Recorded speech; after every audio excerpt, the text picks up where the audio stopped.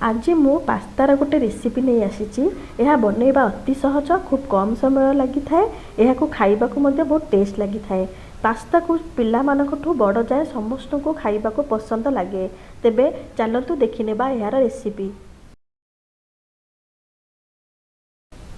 एठी मु गोटे कप मैक्रोनी पास्ता नहीं। आपण चाहिए जेकोसी भी डिजाइन पास्ता नहीं पारिबे। एठी मु पानी गरम करने को आगु रखी देइथिली। पानी फुटी गलानी। एबे एथिरे पास्ता पकई ताकू गोलई नेबी।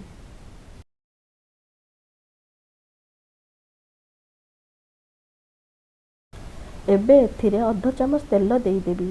तेल देदेवा द्वारा पास्ता गुड़िक परस्पर लागबनी एवं खोला खोला रहिबो। एठी पाखापाखि 10 मिनिट हो गलानी। पास्ता गुड़िक आमर एठी सब सिझी गलानी। एबे मु हाथ रे चेक कर नेबी। देखंतु पास्ता सिझी गलानी।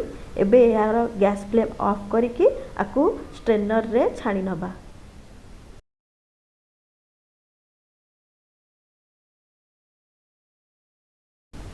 एबे गोटे कढ़ई नहीं एथिरे 2 चामच तेल पकई नबा। तेल गरम हो गले किछि रसुण कट्टा और गोटे कंचा लंका को काटिकी देई दबा।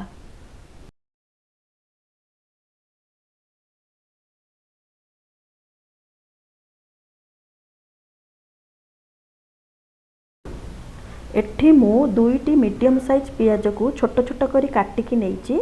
एबे एहाकू गोल्डन ब्राउन हबा पर्यंत फ्राए करी नबा।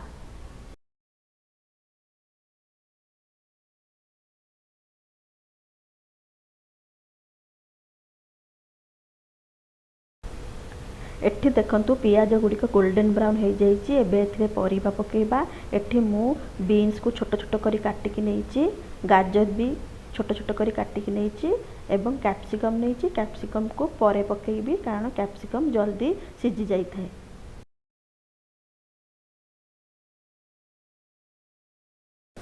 एबे एई सब को 3 ରୁ 4 मिनिट जाए फ्राए करी नेबी जेमिति परिबा गुड़िक टिके टिके हल्का हल्का भाजी होई जिवो।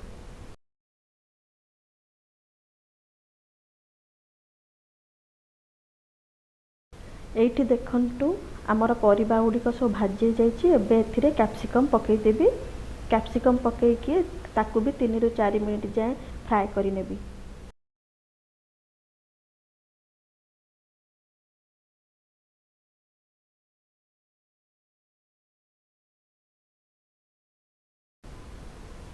एबे एथिरे 2टी मीडियम साइज टमाटो को छोट छोट करी काटिकी पकेबा एवं एहाकू भलरे गोळेई नबा।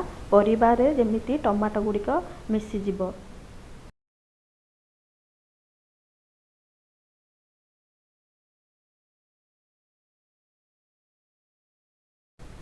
एबे एथिरे स्वाद अनुसार लुण पकेई भलरे गोळेई नबा। जहा फଳରେ आमर परिबा गुड़िक भी भलरे सिझी जिवो एवं मिसी जिवो। एबे परिबा गुड़िक जल्दी सिझिबा पई मु एबे ढांकुणी घोड़ेई देइची। 3 ରୁ 4 मिनिट पई ढांकुणी घोड़ेई दबा। एबे ढांकुणी काढ़ी देखिबा। एबे देखंतु परिबा गुड़िक सबु टमाटो सहित मिसी गलानी। भलरे सिझी भी जाइची। एबे खड़िका साहाय्य रे टमाटो और परिबा को सबु स्माश करि नेबे जेमति परिबा सबु एका संगे मिसी जिवो।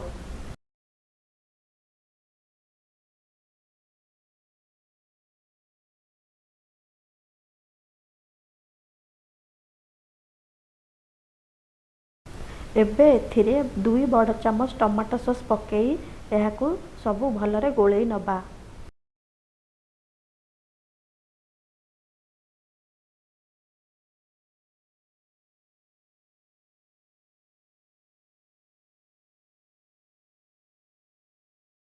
एबे एथिरे कलर पाई अध चामच काश्मीरी लंका गुंड दबा। एबे एथिरे अध चामच गरम मसला, किछि कस्तूरी मेथी पत्र आउ किछि चिल्ली फ्लेक्स देई ताकू भलरे गोळेई नबा।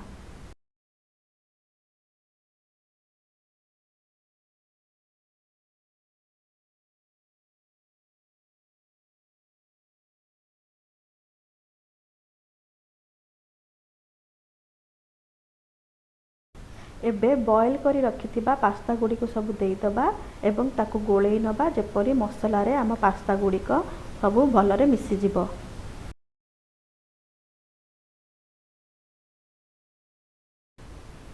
ଏବେ ଏଥିରେ ମୁଁ ଚିଜ୍ ଦେଇ ଦେଉଛି। ଚିଜ୍ ଦେଇଦେବା ଦ୍ୱାରା ପାସ୍ତାର ସ୍ୱାଦ ଆହୁରି 2 ଗୁଣ ବଢ଼ିଯାଇଥାଏ। ଏଠି ମୁଁ ଅଳ୍ପ ଚିଜ୍ ୟୁଜ୍ କରୁଛି। ଆପଣଙ୍କୁ ଯଦି ଚିଜ୍ ବହୁତ ପସନ୍ଦ ଥାଏ ତେବେ ଆପଣ ଆହୁରି ଅଧିକା ଦେଇପାରନ୍ତି। ଏବେ ରେଡ଼ି ହୋଇଗଲା ଆମର ପାସ୍ତା। ଚାଲନ୍ତୁ ଏହାକୁ ସର୍ଭ କରି ନେବା। ରେସିପିଟି ଯଦି ଆପଣଙ୍କୁ ପସନ୍ଦ ଆସିଥାଏ ତେବେ ମୋ ଚ୍ୟାନେଲକୁ ଲାଇକ୍, ସେୟାର ଆଉ ସବସ୍କ୍ରାଇବ୍ କରିନେବେ। ତେବେ ରହୁଛି, ଦେଖାହେବ ପୁଣି ଏକ ନୂଆ ରେସିପି ସହିତ।